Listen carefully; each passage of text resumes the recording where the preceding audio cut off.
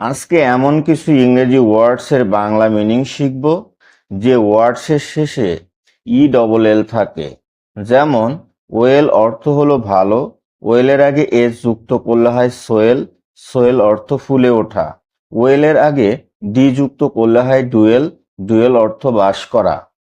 হেল অর্থ হলো নরক, হেলের শেষে ও যুক্ত করলে হয় হ্যালো, হ্যালো অর্থ ওহে। হেলের আগে এস যুক্ত করলে হয় শেল, শেল অর্থ হলো খোসা। সেল অর্থ বিক্রি করা, টেল অর্থ বলা, বেল অর্থ ঘন্টা, বেলের শেষে ওয়াই যুক্ত করলে হয় বেলি, বেলি অর্থ পেট।